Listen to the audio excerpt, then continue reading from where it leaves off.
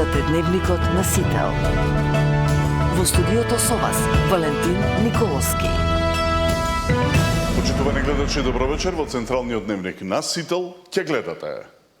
Давачките кои влијаат на цената на горивата, тема на воредна седница на владата. За цените на храната ќе се чека на резултатите од инспекцијата до среда. Интензивно се работи на комплетирање на булеварот Борис Трајковски до Драчево. Овој клучен булевар за 100.000 жители треба да биде готов до крајот на годината. СДСМ ја обвини власта за нови коруптивни тендери преку фирмата Мастев. Од ВМРО ДПМН прашуваат дали зборуваат за истата фирма Мастев која од градоначалници на СДСМ добила десетици тендери вредни милиони евра. ВМРО ДПМН бара Советот на јавни обвинители да го провери работењето на обвинителката во случајот Мазут и шефот на обвинителството. Се сомневаат на политичко влијание врз обвинителите кои замижале на доказите. Над 200 бесплатни прегледи на кожата се направија денеска во градскиот парк во Скопје. Дел од лицата испратени на дополнителни испитувања поради сомнителни лезии. Началникот на белградската полиција и полицајци сведочеле на убиство. Телото го запалиле и ги избришале трагите и снимките. За случајот Мазут, одговорности идни чекори, измените на законите во правосудството, реформската агенда, тема на денот со Дарко Аврамовски од коалицијата Сите за правично судење.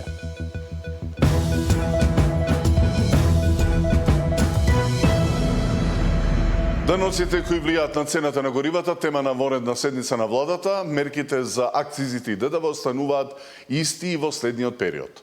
Со ОКТА се преговара и за попустот од 3 денари за дизелот и 2 денара за бензините да продолжи во следниот период. За цените на храната ќе се чека на резултатите од инспекцијата до среда. Во случај на потреба, најверојатно ќе се укинува ДДВ-то на основните прехранбени производи. Владата на вонредна седница ги продолжи мерките за цените на горивата. Намалените акцизи и повластеното ДДВ остануваат во сила и наредните 2 недели. За бензините акцизата е скратена за 2 денари, а ДДВ-то и натаму ќе биде повластено и ќе изнесува 10%. Кај дизелот пак акцизата е намалена за 4 денари, но ДДВ-то е поредовна стапка од 18%. Во понеделник истекува и важноста на попустот кој ОКТА им го даде на бензинските, и тоа 2 денари за бензините и 3 денари за дизелот. Дали овој попуст ќе продолжи? Преговорите со компанијата се уште течат. Инаку нафтата на светските берзи вчера застана на околу $109 за барел. Како оваа сума ќе влијае на македонските пумпи, ќе се знае задутре, кога регулаторната комисија за енергетика ќе донесе нова одлука за цените на горивата. Паралелно, Државниот пазарен инспекторат до среда спроведува засилени контроли во синџир маркетите. Доколку се утврди неоправдано зголемување на цените, министерот за економија Дурмиши вчера најави дека ќе се преземат мерки. Според него, за сега нема основа за итна реакција кај цените на прехранбените производи, бидејќи минатиот месец трговците ја намалиле својата маржа за речиси 1%. Како една од можните интервентни мерки се разгледува и намалување на ДДВ-то за прехранбените производи од 5 на 0%. Мартин Арсов, Сител телевизија. Булеварот Борис Трајковски, чија изградба е откочена, ќе биде целосно завршен до крајот на годината. Трасата на последните 850 метри од овој клучен булевар за 100.000 жители во Скопје е пробиена 90%. Ќе следи поставување соодветна инфраструктура па асфалтирање. Градоначалникот на Скопје Ѓорѓиевски тврди дека се решени проблемите кај Момин поток, а таа делница ќе биде готова исто така годинава. По цели 3 децении конечно започна пробивање и доизградба на булеварот Борис Трајковски. Веќе 2 недели багерите се на терен, а трасата е пробиена 90%. Проектот за кој се издвоени 2 милиони евра треба да резултира со целосно нов коловоз, долг 1 километар. Во овој километар опфаќа нова атмосферска канализација, пешачко-велосипедски патеки и пред се безбеден коловоз, бидејќи ова место во минатото знаеше да важи за една од црните точки во овој регион на градот Скопје. Откако ќе се постави неопходната инфраструктура, ќе започне и поставување на 2 слои асфалт. Ќе следи завршен слој на трет слој на асфалт, кој што ќе го опфати делот од кружниот тек пред влезот на Драчево до Пинтија или поточно 2 километри, бидејќи едната половина е остајана во минатото во состојба да нема завршен слој. Коловозот е од особено значење, бидејќи поврзува над 100.000 граѓани од Драчево, Зелениково и Студеничани. Според договорните рокови треба да биде готов пред Нова година, но градоначалникот е оптимист дека тоа ќе се случи и порано. Паралелно со булеварот Борис Трајковски, градежна офанзива има и кај Момин поток, проект кој што се влече уште од 2021 година поради нерешено имотно-правни односи. Сега Ѓоргиевски тврди дека проблемите се решени, а делницата треба да биде финализирана оваа година. Освен градежна офанзива, градските власти најавуваат и заселување на комуналната. За 2 недели од сега треба да стигнат нови 2600 контейнери, кои треба да го решат проблемот што на одредени локации каде се потребни 6, има само 1. Ѓоргиевски најави дека ќе стигнат и 40 нови камиони за потребите на градот. Габриела Лескова, Сител телевизија. Водителот Миро Кацаров е назначен за ВД директор на Универзалната сала, откако претходниот јавен повик пропаднал изминатава недела. Според законската процедура, во ваква ситуација на раководната позиција мора да се постави лице од редот на вработените во институцијата. Градоначалникот Ѓоргиевски најави дека веќе следната недела ќе биде распишан нов оглас за избор на директор. Универзална сала има ВД директор, како што знаете и самите од редот на вработените, тоа е Миро Кацаров. Таму имавме спроведено повик кој што пропадна и мораше да се назначи ВД директор од вработените внатре во институцијата, а во наредниве 7 дена ќе биде спроведена постапка за повторно да биде избран нов директор кој што ќе раководи со Универзалната сала. СДСМ ја обвини власта за нови коруптивни тендери преку фирмата Мастев. Од ВМРО ДПМН прашуваат дали зборуваат за истата фирма Мастев која од градоначалници на СДСМ добила десетици тендери вредни милиони евра. ВМРО ДПМН бара советот на јавни обвинители да го провери работењето на обвинителката во случајот Мазут и шефот на обвинителството. Се сомневаат на политичко влијание врз обвинителите кои замижале на доказите. СДСМ ја обвини власта за нови, како што велат, коруптивни тендери преку фирмата Мастев, последниот за Скопскиот Луна парк. Од партијата обвинуваат дека фирмата во изминатиот период добила 93 тендери во вредност од над 18 милиони евра. Од владеачката ВМРО ДПМН возвратија дека СДСМ зборува за истата фирма која во периодот од 2018 до 2021 од градоначалници на СДСМ добила десетици тендери, исто така во милионски износи. Знам пак бара одговори од опозицијскиот лидер Филипчи и неговиот претходник Заев, зошто молчат за фирмите и деловните релации во Бугарија, собственичката структура и работењето на овие фирми. Обвинување за спорни тендери и фаворизирање на една фирма. Партиите со меѓусебни пораки за сторени криминали. Опозицијската СДСМ денеска обвини дека фирмата Мастев Дуел, за која тврда дека е блиска до власта, во изминатиот период добила 93 тендери со вкупна вредност од над 18,3 милиони евра. Според нив станува збор за корупцијски систем во кој, како што наведуваат, едни исти компании добиваат јавни набавки, а последен во низа е добиениот тендер за Скопскиот Луна парк. Државата тоне во долгови. Граѓаните едва и преживуваат, Скопје е во хаос. А власта дели милиони на незините омилени фирми. 93 тендери. Замислете која огромна бројка е тоа. Колку само време е потребно да се спремат 93 тендерски документации само за една фирма. Владеачката ВМРО ДПМН им возврати фирмата Мастев во периодот од 2018 до 2021 година била една од најомилените на градоначалниците на СДСМ во делот од скопските општини кои доделиле милионски тендери. Во 2018 година Мастев добива 7 тендери од општина Карпош, во 2019 5 тендери од општините Карпош и Аеродром. Во 2020 се приклучува и општина Киселавод во доделувањето тендери на истава фирма, која веќе од постојаните Аеродром и Карпош добила вкупно 8 тендери. Додека во 2021 овие три општини под раководство на кадрите на СДС на фирмата Мастев им доделиле 6 тендери во вкупна вредност од 47 милиони и 100.000 денари.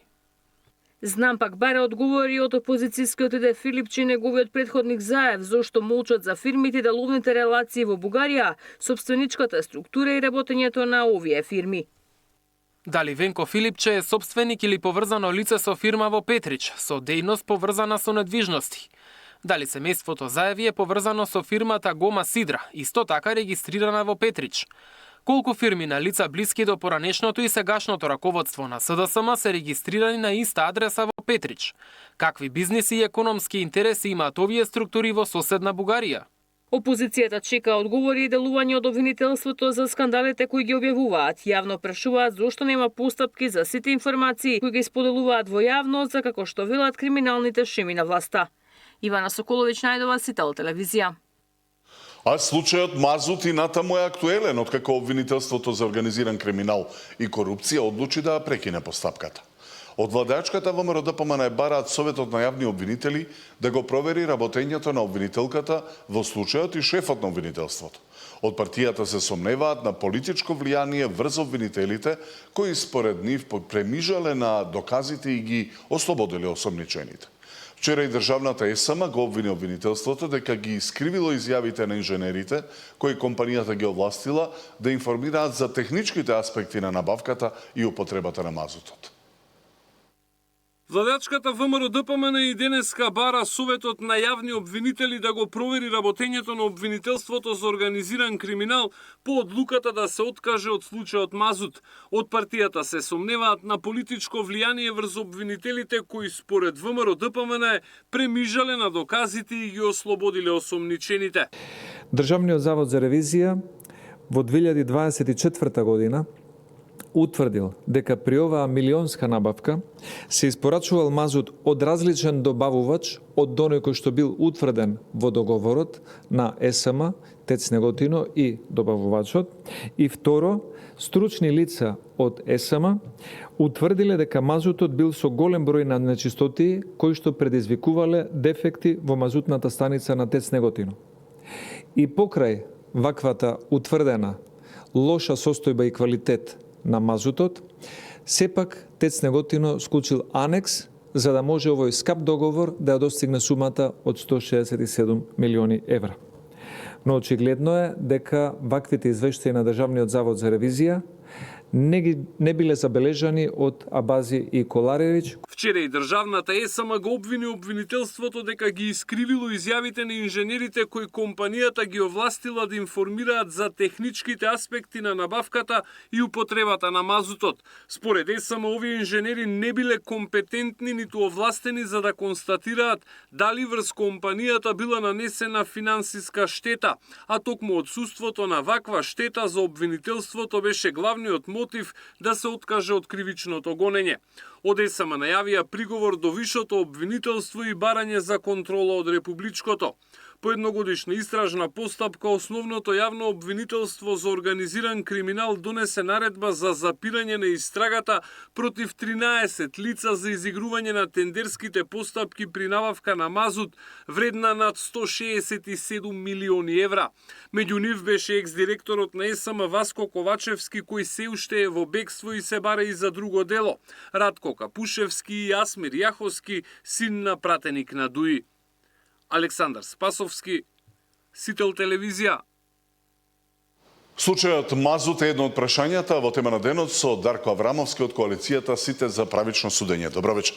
Добро вечер, благодарам на поканата. Господин Аврамовски, без да навлегувам во сите детали од обвинителството со кое што образложи зошто се повлекува од овој случај Мазут, на крајот се сведува на неутврдена штета, која претходно процената е над 160 или 167 милиони евра. Значи, огромна штета. Врз основа на вашето искуство и следењето на вакви случаи, колку е оправдана постапката на обвинителството? После година и нешто, мислам, истра. Да, па тоа е клучното прашање всушност сега што го истакнавме. Факт е дека е нормално во ред и прифатливо, дури препорачано обвинителството да се откажува од понатамошен прогон доколку нема доволно докази, доколку смета дека ќе биде неуспешно. Меѓутоа, во конкретниот случај мора да се има предвид контекстот, бидејќи станува збор за истрага која траеше речиси 1 година, беше проследена со прилично инвазивни мерки како определување на притвори, претреси и слично. Бегство на еден од инволвираните. Токму така, и да не забораваме дека имаше прилично интензивна медиумска комуникација на обвинителството кога почнуваше ваквата акција. Во таков случај, доколку има ваков драматичен пресврт на станите и на комуникацијата, очекувано е дека ќе се провлечат разни прашања во јавноста и очекувано е дека обвинителството ќе мора да даде многу убедливи причини и аргументи за тоа зошто се откажува од понатамошен прогам. Еве слушаме од менаџментот на ЕСМ дека тие кои што ги повикале не се компетентни да зборуваат за штета, значи не го повикале менаџментот да разговара за штетите што ги претрпело предпријатието. А понатаму се наведува извештајот на Државниот завод за ревизија, кој што не е земен предвид, исто така во доказната постапка. Дали е можен таков превид од ОЈОГОК? Тука би било веќе шпекулирање ако навлезам во тоа дали тие направиле пропуст или не, меѓутоа од оние информации кои се потврдени од страна на самото јавно обвинителство, лицата кои се испитани, представниците на оштетените правни лица, се посочени, нивните искази се посочени како едни од клучните докази заради кои што доаѓа до запирање на истрагата, а исто беше воедно напоменато дека тие се испитани дури во март оваа година, што е 1 година подоцна откако беше иницирана истрагата, така што ваквото постапување дополнително оди, да кажам, на штета на обвинителството од аспект на тоа дека ќе се јават многу нејасноти и прашања. Прво каде се парите, нели? Да, токму така. И затоа во ваков случај се покренуваат многу прашања, има многу нејасноти околу случајот, меѓутоа добро е што еве барем видовме дека обвинителството е достапно за последователни објаснувања, но се уште останува да видиме каква ќе биде конечната развршница на... Сега, тоа што отвора дилема е шефот на обвинителството за гонење организиран криминал и корупција Бази. Вели дека не ги следал истрагите, не ги контролира обвинителите, не им врши притисоци. Зошто е тогаш шеф на обвинителството? Значи, постои системот на хиерархија и субординација во обвинителството, меѓутоа постои принципот на самостојност на јавните обвинители кога постапуваат во определени предмети, иако ние јавните обвинители, нејавните обвинителства народски ги нарекуваме шефови, тие не се де факто шефови и не можат да влијаат понатаму, но добро е да се постави прашањето каква била институционалната комуникација и координација во поглед на постапувањето во овој случај, затоа што ако не се лажам и државниот обвинител кажа дека самоизвестен за запирање на постапката. За одлуката. Колку е тоа според некој правилник, според нешто на кое што функционира обвинителството, да првиот човек на обвинителството за организиран криминал и корупција не знае значи што се случува до последниот момент, еве и да државниот јавен обвинител кој што е шеф на сите обвинители биде само известен дека е тоа така. За еден високопрофилен коруптивен случај кој што коруптивен во смисол на колкава е штетата. Јасно, и пак ќе кажам дека мора да се има предвид и иницијалната комуникација што имаше обвинителството на самиот почеток на истрагата, бидејќи беше презентирано не баре тие веќе се чекор пред поднесување на обвинение, дека ги имаат собрано речиси сите докази, за сега да видиме дека практично не нашле ништо спорно. И токму затоа велам дека ваквите случувања го покренуваат прашањето за институционалната координација и комуникација, инаку логично е дека треба да се очекува дека и шефот на јавното обвинителство за организиран криминал и корупција и републичкиот јавен обвинител дека не можат да бидат информирани за апсолутно сите случувања за во секој случај, но очекувано требаше да биде дека јавноста ќе бара одговори во ваквиот случај зошто е запрена истрагата, имајќи ги предвид досегашните случувања, така што веројатно требаше малку подобро да има таа внатрешна комуникација и координација за да истапат малку поорганизирано и да ги сузбијат сомнежите во јавноста. Одговори бара и премиерот и министерот за внатрешни работи, тие беа шокирани од одлуката на обвинителството. Кој треба да одлучи дали постапката треба да се обнови и прошири?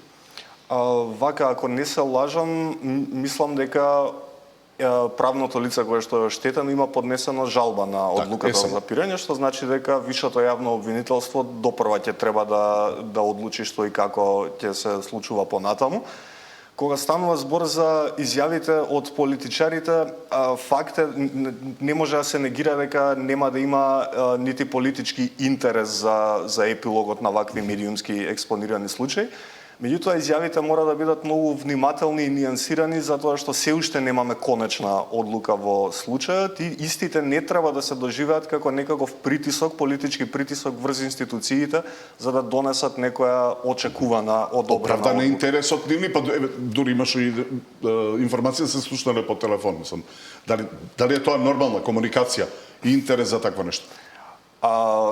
Телефонската комуникација, значи не треба да го гледаме тоа дали е забрането или не е забрането, туку треба да го гледаме во контекст на конкретниот случај и во поглед на сите детали. Значи, таков тип на комуникација во ситуација кога имаме прилично ниска доверба на јавноста во обвинителството и во судството, непосредна телефонска комуникација веднаш по објавување на одлуката за запирање на случајот може да оддаде исклучително погрешен впечаток во јавноста, дури ако нема лоши намери во позадина, иако дури ако е од информативен карактер. Мора да се признае дека е очекувано дека политичарите ќе имаат интерес од ваквиот случај и дека на еден или на друг начин ќе има коментари и можеби политички притисоци, но токму затоа велам дека сето тоа треба да биде многу внимателно од нивна страна и треба да се воздржуваат колку што е можно повеќе. Сега од владеачката партија бараат случајот со мазото да го испита и Советот на јавни обвинители, но дали е тоа возможно кога според законот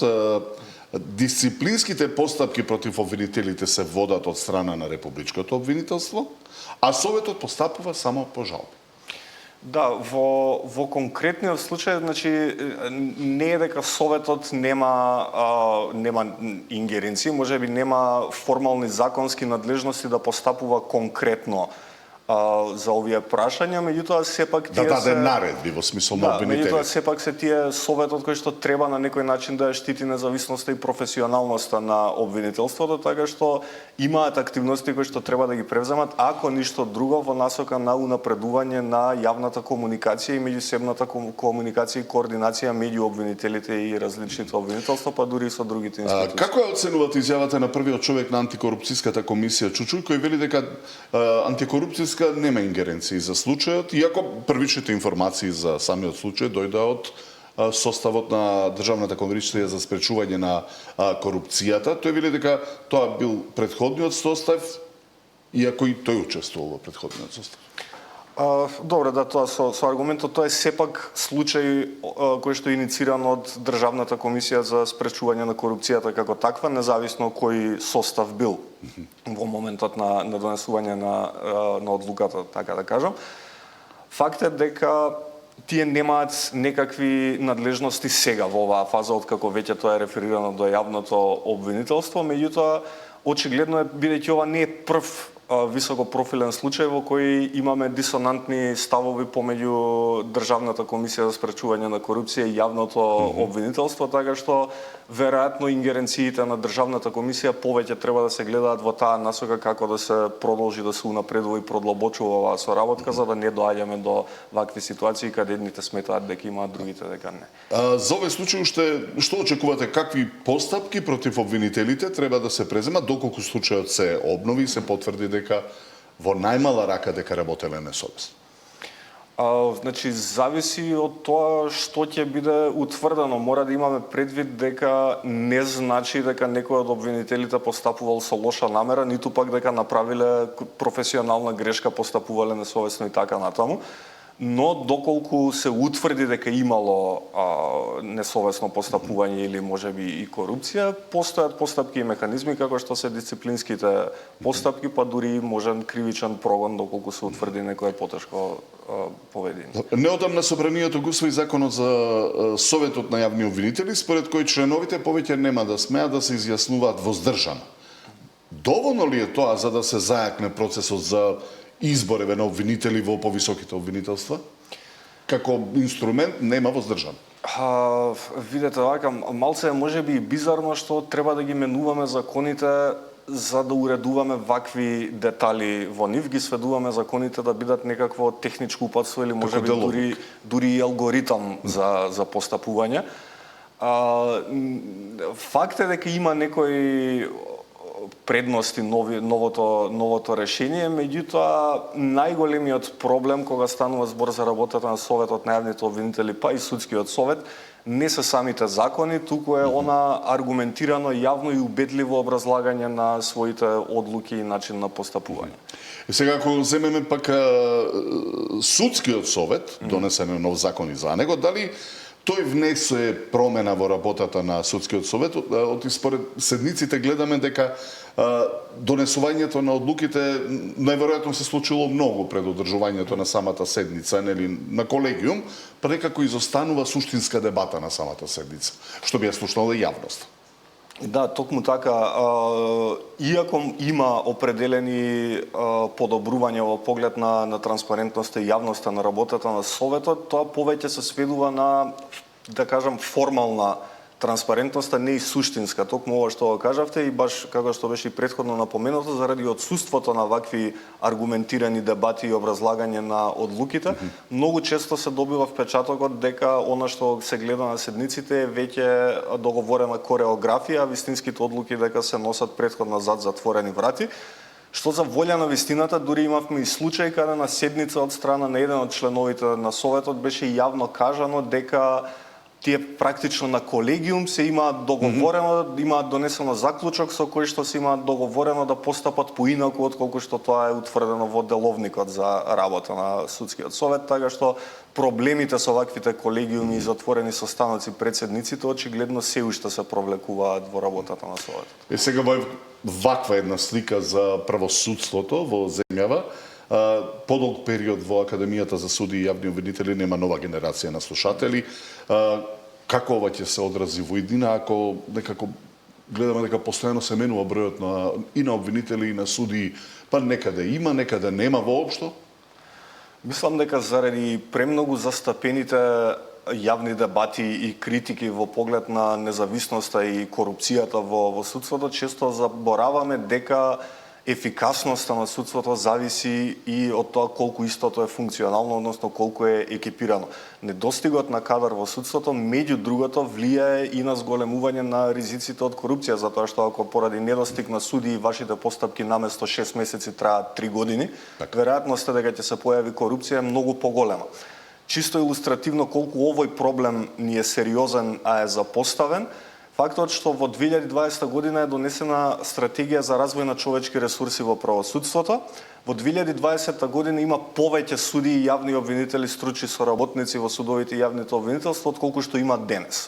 Така што не ни е проблем носењето на документи и стратегии и закони, проблем ни е нивната имплементација и ова е веќе сериозно прашање што го начнав. Второ сериозно прашање за рейтингот на правосудството, пред себе на судството, она двојка или помалку од двојка оценка, некако како да тоа не допира до судиите. Имаме нов случај на председател на судот во Гостивар, обвинет осомничен за мито од 8.000 евра, судскиот администратор за 800 евра, некако како тарифа. Каде се движи судството со вакви случаи се уште што се открива?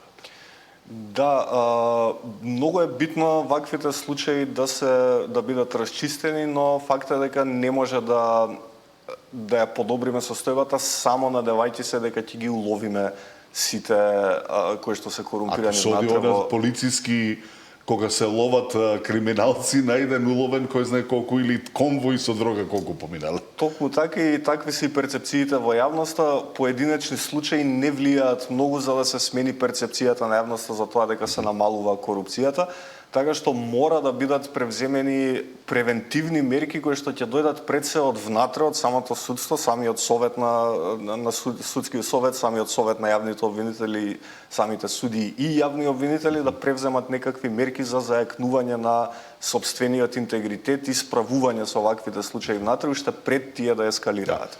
Откривањето да биде преседан, а не да биде нормална работа. Токму така, да.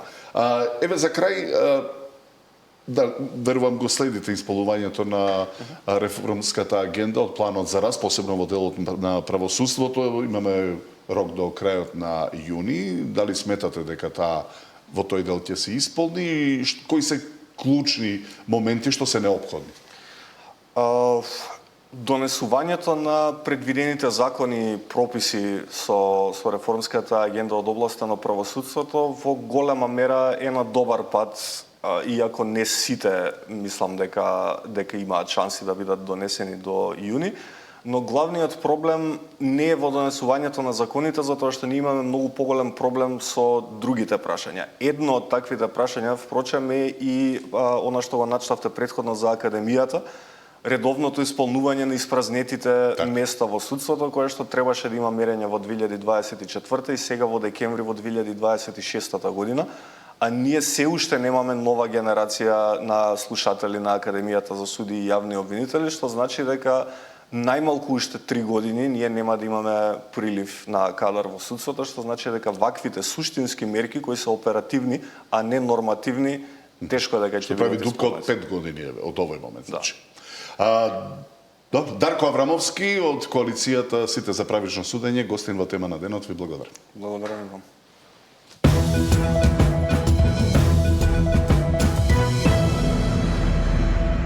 Над 200 бесплатни прегледи се направија денеска во градскиот парк во Скопје во месецот на борба против меланом на кожата. Дел од нив се испратени на дополнителни испитувања на клиниката за кожни болести поради сомнителни лезии. Има вака проблеми со кожата, па чисто да проверам уште едно мислење. Околу 200 граѓани денеска направија бесплатни дермоскопски прегледи во градскиот парк. Некои бараа само мислење, а некои прв пат се консултираат со дерматолог за промените на кожата. Неколкумина со сомнителни лезии добија насока да одат на клиниката за кожни болести за дополнителни исследувања, а други пак совети кога повторно да се јават на кожен лекар. Тука е едно бемче, ова што ти е од страна, има шанси да се шири, тоа е ова малецко бемче.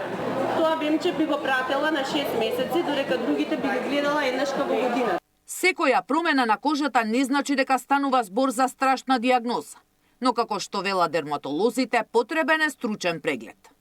За кожата да си направам преглед, еднаш годишно треба да права. Еве се и докторката ми рече, ако приметиш нешто да те чешка, да се љупи, да се рони, веднаш да ми се јавите. Со тече насотов дека имам горенос, вакво горенос. Другите не отидов да ги горам, затоа што не сакам вакви флеки да ми се гледаат и колку време ќе се гледаат, не знам. Мај е месец посветен на борбата со ракот на кожа, особено меланомот, кога фокусот е насочен кон навремено откривање и лекување. Ме радува тоа што пациентите се освестени, ја постигнуваме целта, значи да ја подигнеме свеста за раното откривање и детекција на било какви сомнителни промени со посебен акцент на кожните карциноми. Меланомот не бира возраст. Па како што расте бројот на новодиагностицирани, така има и се повеќе млади меѓу заболените. Тоа се случувањата кои што се нели во природата одговорни, меѓутоа и навиките на младите луѓе, како што се нели солариумите, изложеноста на сонце, и ние работиме нели на таа превенција за фотопротекција, да укажеме дека таа протекција започнува од нулта година. Промени во обликот, големината, бојата или текстурата на бенката е аларм да се посети дерматолог. Сања Димитровска, Сител телевизија. Во Пелагониско во општините Крушево и Долнени во тек е формирање на првата младинска земјоделска задруга во обид младите да се задржат во родните огништа и да екзистираат од својот труд. Младите бараат сигурност дека од тоа што ќе го сработат ќе имаат вистински бенефит. Во тек е процесот на регрутација на младите кои се заинтересирани за оваа иницијатива. Формирањето на младински земјоделски задруги е една од можностите како младите да се задржат во своите родни огништа во руралните средини, да бидат поконкурентни на пазарот со своите производи и да имаат исплатлив труд во една од водечките економски гранки кај нас. Во тек е формирањето на првата ваква задруга помеѓу млади од општините Крушево и Долнени, преку проектот Младински зелени социјални предпријатија, нова енергија за руралниот развој. Целта на оваа младинска земјоделска задруга е како да го подобриме локалниот економски развој, како да дојдеме до подем на земјоделството, но и она најважна цел како да ги задржиме младите токму во овие региони. Во текот на работењето со овој проект младите пројавија стварно голем интерес за да се формира ова младинска земјоделска задруга и бенефитот е тоа што младите заеднички преку учество ќе си овозможат подобар пласман на пазарот, поделени трошоци во текот на работењето во земјоделството, заедничка набавка на репроматеријали, заедничко користење на механизација. Во тек е регрутација на младите кои што биле наголемо заинтересирани за оваа иницијатива. Имавме 5 теми, тоа е компостирање, калифорниски црви, коприва, пепел и отпадно масло. Доста креативно решение имаме за отпадното масло и за искористувањето на компостот. Меѓутоа, сите решенија се одржливи, можат да се развиваат, така што не би издвоил, би кажал дека за она што ние го работевме, младите имаат нивни идеи да ги доработуваат, да ги прошируваат и да го проблематизираат бизнисот, односно да го зафатат од сите агли, како тој понатаму би се развивал. Младите пред се барале сигурност дека она што тие ќе го сработат, ќе имаат вистински бенефит од истото. Главен услов за нивно останување во Македонија и придонесување за развој на државата. За Сител, Дарко Штарговски,